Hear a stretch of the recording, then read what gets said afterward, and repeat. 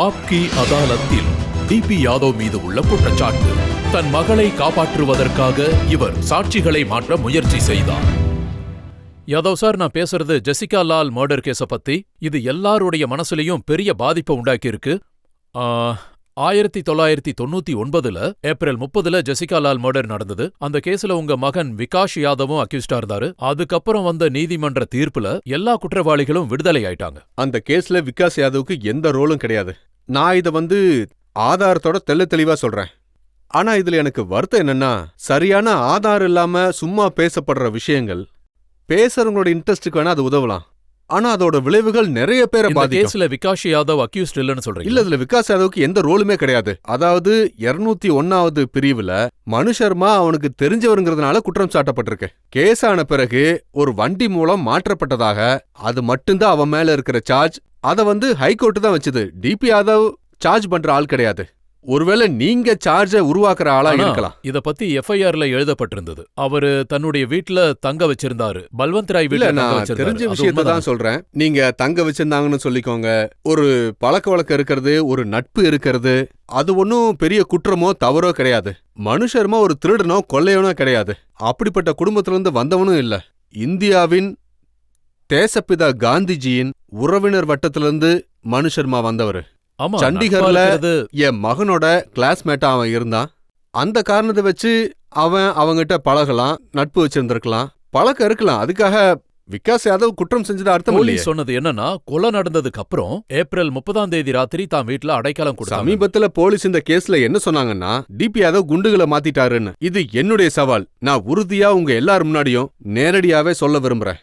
அந்த கேஸ்ல இருக்கிற ஒரே ஒரு நபரையாவது, ஒரு சாட்சியாவது, டிபி யாதவே எனக்கு தெரியும், அவரை நான் சந்திச்சிருக்கேன்னு அவங்க சொல்லிட்டா நான் என்ன தண்டனை வேணாலும் ஏத்துக்க தயாரா இருக்கேன். யாதவ் சார், இது உண்மையா? உங்க மகன் போலீஸ் கிட்ட சரண்டர் ஆனதுக்கு அப்புறம் 19 நாள் கழிச்சு, அதுக்கு முன்னாடியே இன்ஃபால் நீதிமன்றத்திலிருந்து முன்னாடியே ஜாமீன் வாங்கிட்டார். போலீஸ பார்த்தாலோ இல்ல போலீஸோட நடவடிக்கைகளாலேயோ யாருதான் பயப்படாம இருக்க போறாங்க? அவனை கேட்டப்ப அவன் பிசினஸ் பண்ண இடத்துல இருந்து, அவன் தங்கி இருந்த இடத்துல இருந்து, அங்கிருந்த நீதிமன்றத்துல இருந்து ஜாமீன் வாங்கிட்டு வந்திருக்கான். அதுல என்ன தப்பு இருக்கு? வெளியில 100கணக்கான பேர் ஜாமீன்ல வர்றாங்க. ஆனா அவன் டிபி யாதவோட மகன்கிறதுனால இது வரைக்கும் நாங்க கெட்ட பேரை சம்பாரிச்சுக்கிட்டு இருக்கோம். அவன் டிபி யாதவோட மகன்கிறதுனால அவன் போய் ஜாமீன் வாங்கினது ஒரு பெரிய விஷயம். ஒருவேளை உங்க மேல ஒரு கேஸ் போட்டு நீங்க 3 நாள்ல ஜாமீன் வாங்கிட்டா, இல்ல வேற யார் மேல கேஸ் போட்டாலும் ஒரு 4 நாள்ல ஜாமீன் வாங்கிட்டு வந்துடலாம். அவன் ஏன் பிள்ளைங்கிறதுனால மட்டும் அவன் குற்றவாளி கிடையாதுல்ல. நான் என் வாழ்க்கை முழுக்க மக்களுக்கு சேவை மட்டும்தான் செஞ்சேன். சார், உங்க மகன் மேல இது ஒன்னும் முதல் குற்றச்சாட்டு இல்ல. இதுக்கு முன்னாடியும் 19 வயசுலயும் அவர் மேல மர்டர் கேஸ் சுமத்தப்பட்டிருக்கு. இல்ல, இந்த கேஸ் உத்தரப்பிரதேசத்துல பாரதிய ஜனதா கட்சி இருக்கும்போது இந்த கேஸ் போடப்பட்டது. என் மேல கேஸ் இருந்த சமயத்துல அவன் மேலயும் கேஸ் போட்டாங்க. கொலை செய்யப்பட்ட கேஸ். நான் சொல்லி முடிச்சிடுறேன். இந்த கேஸ் அதே அரசாங்கத்தால தான் திரும்ப பெறப்பட்டது. ஏன்னா தவறான புரிதல்னால தவறான முறையில தான் அவன் பேர் அதுல சேர்க்கப்பட்டது. அதனால அரசாங்கமே அந்த கேஸை வாபஸ் வாங்கிட்டாங்க. நீதிமன்றத்துல அந்த கேஸ் போகவே இல்ல. அரசாங்கமே தன்னோட தவற உணர்ந்து கேஸை திரும்ப வாபஸ் வாங்கிட்டாங்க.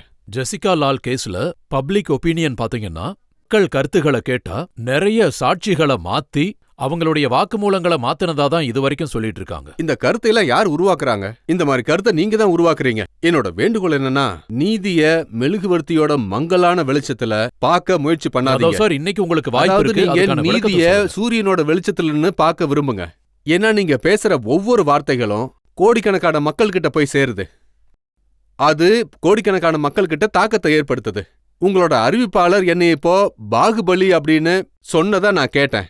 ஆனா பாகுபலின்னு சொல்லப்பட வேண்டியது ஹனுமான் தான். நான் அவருடைய காலடி தூசி கூட கிடையாது. அதனால இப்படிப்பட்ட வார்த்தைகளை நீங்க பயன்படுத்துறதுக்கு முன்னாடி நீங்க கொஞ்சம் யோசிக்கணும் சார். உத்தரப்பிரதேசத்துல எங்க போனாலும் மக்கள் உங்களை பாகுபலின்னு சொல்லி தான் கூப்பிடுறாங்க. இல்ல, அப்படி கூப்பிடக்கூடாது. மாஃபியானு கூப்பிடக்கூடாதுன்னு சொல்றேன். மட்டும் இல்லாம கொலைகாரனும் இல்ல. நீங்க இந்த மாதிரி பேசுறது நல்ல வார்த்தையை தான் பயன்படுத்துறோம். நான் உங்களை மீடியாவோட மாஃபியான்னு கூப்பிடலாம். தாராளமா கூப்பிடுங்க. இத பத்தி இன்னைக்கு மீடியாவுல உங்களை மாதிரி நிறைய பேர் இருக்காங்க. இப்போ சமீபத்துல ஒரு மீடியா, நான் பேர் சொல்ல விரும்பல, ஜனாதிபதி பத்தின எஸ்எம்எஸ்கள், அதன் மூலம் சில பேரு கோடி கணக்கில் பணத்தை சம்பாதிச்சுக்கிட்டு இருக்காங்க. எஸ்எம்எஸ் மூலமா. எஸ்எம்எஸ்க்கு ஒரு ரேட் இருக்கு. நீங்க அனுப்புற எஸ்எம்எஸ்க்கு ஜனாதிபதி பேர்ல 2 லட்சம் எஸ்எம்எஸ். அந்த மீடியாவுக்கு எவ்வளவு இன்கம் வருதுன்னு தெரியுமா? சாதாரண மனுஷங்களுக்கு அது எதுவுமே தெரியாது. மீடியாவால ரொம்ப பாதிக்கப்பட்டிருக்கீங்க. இல்ல, இதுல என்ன இருக்கு? நான் உண்மைதான் சொல்லிக்கிட்டு இருக்கேன். தப்பு செஞ்சவங்களுக்கு தான் ஏதாவது சொன்னா அவங்களுக்கு அது சுள்ளுன்னு நீங்க குத்தும். ஏதாவது கேள்வி கேட்க ஒரு நிமிஷம் விரும்புறீங்களா? இருங்க. சார் இருங்க இருங்க. அவங்க அவங்கள இங்க ஏதோ கேள்வி கேட்க விடுங்க. மேடம் நீங்க நீங்க கேளுங்க. கேளுங்க மேடம். யாதவ் சார், மீடியால எஸ்எம்எஸ்ல எவ்வளவு கோடி ரூபாய் சம்பாரிச்சாலும் பப்ளிக்கு எந்த நஷ்டமே இல்லையே. நாங்க எங்க விருப்பத்துல இல்ல தான் உங்களுக்கு நான் என்ன SMS சொல்ல வரேன்னா அனுப்புறோம். அது மீடியா எங்களோட என்ன personal-ஆன பண்ணுது? விஷயமாச்சே.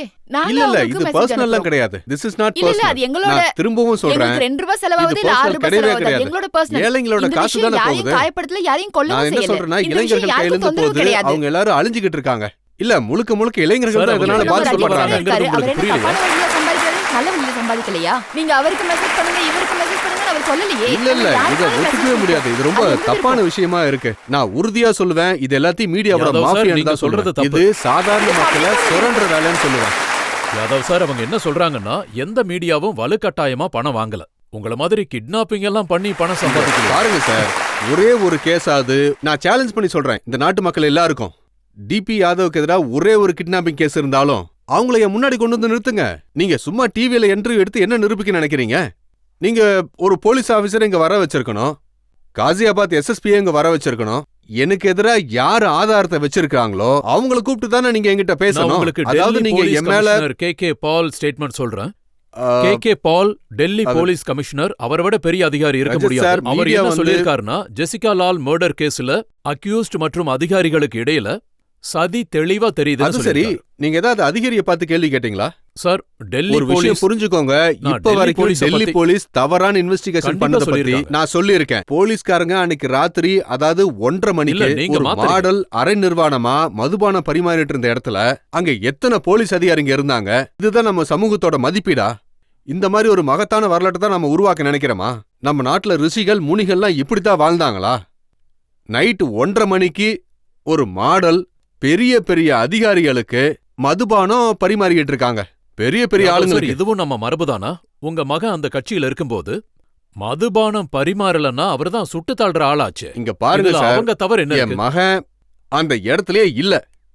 எனக்கு இதுல வருத்தம் என்னன்னா அந்த போலீஸ் அதிகாரிகளோட பேரை ஏன் நீங்க வெளியே சொல்ல மாட்டேங்கிறீங்க? அந்த பொண்ண பத்தி நீங்க யார் சொன்ன யாரு விஷயம் என்னென்னங்கிற விவரத்தை சார், ஏன் சார், வெளியே சொல்ல யாதவ் மாட்டேங்கிறீங்க? பதில் யாதவ் சொல்லுங்க. சார், மதுபானத்தை பரிமாறிக்கிட்டு இருந்தான்னு எந்த பொண்ண அந்த பத்தி நீங்க அதாவது சொல்றீங்களோ ஒரு ரெஸ்டாரண்ட்ல ராத்திரி 1:30 மணிக்கு மதுபானம் பரிமாறப்பட்டது. அந்த ரெஸ்டாரண்டோட உரிமையாளர்களை ஏன் அவங்க விசாரிக்கவே மாட்டேங்கிறாங்க? ஏன் அவங்க மேல குற்றம் சுமத்தல? அதுக்கப்புறம் யாதவ் சார், இந்த இருங்க நான் விஷயத்தை மட்டும் சொல்றேன். சொல்லுங்க. ஒரு பெண் மதுபானம் பரிமாறினான்னு சொன்னீங்க. அவளை நான் கொல்றதுக்கு உங்ககிட்ட யாருக்கு கேக்குறது உரிமை இருந்தது? நீங்க மாலினி ரவானி எவிடன்ஸ இல்ல, இல்ல, படிச்சீங்களா? நான் கேக்குறது இங்க என்னன்னா, பாருங்க, கொலை செய்யற அதாவது நீங்க உரிமையை யாருக்கு ஜெசிகாவோட கொடுத்தது? கேஸ பத்தி பேசுறீங்க அப்படின்னா நீங்க நீங்க என்கிட்ட ஒரு மாலினி விஷயத்தை ரவானியோட மட்டும் தெளிவா எவிடன்ஸ சொல்லுங்க. நீங்க இத மட்டும் அந்த சொல்லுங்க. பொண்ணு அங்க என்ன வேணாலும் பண்ணிருக்கட்டும். மாலினி ரவானி என்ன கொடுத்தாங்கன்னு ஸ்டேட்மெண்ட் கொடுத்திருக்காங்க அப்படின்னா மனு சர்மா முன்னாடி நின்னுகிட்டு இருந்தாரு. ஆனா he is not that person. Malini Ravani அதாவது அந்த ரெஸ்டாரண்டோட முதலாளிங்க. சார் இதுக்கு நீங்க என்ன உங்க சைடுல சொல்றீங்க? இருந்து சொல்லாதீங்க, மீடியா சைடுல இருந்து சொல்லுங்க. நீங்க கேக்குறீங்களா? கேளுங்க நீங்க தான். ஒரு பக்கம் என்னன்னா மீடியாவை பத்தி நீங்க பேசுறீங்க, அவருக்கு ஆதரவா இருக்குன்னு. அந்த நேரத்துல அந்த சமயத்துல மீடியா உங்களுக்கு ஆதரவா இருந்திருக்கலாம், மாலினி ஆதரவா இருந்திருக்கலாம். இல்ல அப்படி கூட எங்களுக்கு இருக்கலாம்ல? ஆதரவுங்கிற விஷயமே தேவையே இல்ல. அதுல எங்க ரோல் எதுவுமே கிடையாது. அதாவது நான் என்ன சொல்ல வரேன்னா இதுல மீடியா உங்க வந்து ரோல் வந்து இதுல கொல்லப்பட்ட அந்த பெண்ணின் மரணத்துக்கு அப்புறம் 7 வருஷம் கழிச்சு அவ மேல இல்ல அருவருப்பான இல்ல இல்ல குற்றத்தை நான் சுமத்துறீங்க. அப்படிலாம் யார் மேலே குற்றச்சாட்டு ரொம்ப சுமத்தல. தப்பா பேசுறீங்க. நான் ஒரு அமைப்பை பத்தி தான் இல்ல, பேசிக்கிட்டு எந்த இருக்கேன். அமைப்பை பத்தி இல்ல, பேசுறீங்க? நீங்க இன்னைக்கு வந்து நான் சொல்றது- மதுபானம் பரிமாறுறது எந்த தவறும் இல்ல இல்ல அது நீங்க இந்த சொல்றீங்களா? கேள்வி நான் உங்ககிட்ட தான் கேக்குறேன். இல்ல நான் ஒரே ஒரு கேள்வி கேட்டுக்கிறேன். கேளுங்க. உங்ககிட்ட கேக்குறேன். நீங்க கேளுங்க. உங்க பேச்சு முழுக்க ஜெசிகா லாலுக்கு எதிரா தான் இருக்கு. சொல்லப் போனா அது அக்யூஸ்டுங்களுக்கு எதிரா தான் இருக்கு. குற்றம் சுமத்தப்பட்டவங்களுக்கு எதிராவும் தான் இருந்திருக்கணும். இது உங்களை பத்தி என்ன காட்டுதுன்னா, நீங்க பேசுற விதம் முழுக்க அவ தவறான விதத்துல மது குடுத்துட்டு இருந்தா, அதுவும் பாத்தீங்கன்னா அது பாதிக்கப்பட்ட பெண் மேலதான் திரும்புது. ஆனா அக்யூஸ்டா இருக்கிறவங்க மேலயும் பப்ளிக் அக்யூஸ்டா நினைக்கிறவங்கள பத்தி நீங்க எதுவுமே இல்ல சொல்லல. நான் அமைப்பை பத்தி தான் கேள்வி எழுப்பினேன். நீங்க அதாவது அந்த விஷயத்துல நான் கேள்வி இங்க எழுப்பவே பாருங்க இல்லையே. மேடம், நீதிமன்றத்துல தீர்ப்பு கொடுத்துட்டாங்க. இதுக்கு மேல அதை பத்தி பேச நான் விரும்பல. உங்களோட ஒவ்வொரு அப்புறம் வார்த்தையும் நீதிமன்றத்துக்கு accused-க்கு துணையா என்ன தான் மரியாதை நீங்க இருக்கு? பேசுறீங்க sir. நீங்களே குற்றவாளிக்கு சொல்லுங்க. against-ஆ எனக்கு நீங்க இதுல பேசுங்க. ஆர்கியூமெண்ட் பண்றதுக்கு எந்த உங்களோட கிரெட்ஜ் வந்து ஜெசிகா லால் மேலதான். சார், கரெக்டா? அவங்க நேரடியாவே கேள்வி கேக்குறாங்க. நீங்க பேசுறதையெல்லாம் வச்சு பாக்கும்போது நீங்க அக்யூஸ்ட் பக்கம் இருக்கிற மாதிரி தான் தெரியும். இல்ல சார், நீங்க புரிஞ்சுக்கோங்க, என்னால நீதிமன்றத்தை அவமதிக்க நீங்க முடியாது. இறந்தவங்களுக்கு எதிரா தான் இருக்கீங்க. இங்க பாருங்க, நீதிமன்றம் தீர்ப்பு கொடுத்ததுக்கு அப்புறம் என்னால என்ன சொல்ல முடியும்? நாங்க எப்பவும் யாருக்காக பேசுவோம்னு நீங்க பாத்தீங்கன்னா, அதாவது உரிமைகளை பத்தி தைரியமா பேசுறவங்க, அதாவது இளைஞர்களுடைய குரல், விவசாய தொழிலாளர்களுடைய குரலை முன்னிலைப்படுத்துறவங்களுக்காக நீங்க பேசுவோம். கொலை செய்யறவங்களுக்கும் மாஃபியாவுக்காகவும் வாதாடுற மாதிரி தெரியுது. நான் இப்ப உங்க முன்னாடியே தான் சவால் விட்டேன். அதாவது ஒரே ஒரு நபராவது, ஒரே ஒரு சாட்சியாவது டிபி யாதவை எனக்கு தெரியும், அவரை நான் சந்திச்சிருக்கேன், அவர்கிட்ட நான் பேசியிருக்கேன்னு சொல்லிட்டா நீங்க என்ன தண்டனை கொடுத்தாலும் அதை நான் மனசார ஏத்துக்கிறேன்னு சொல்லிட்டேன்.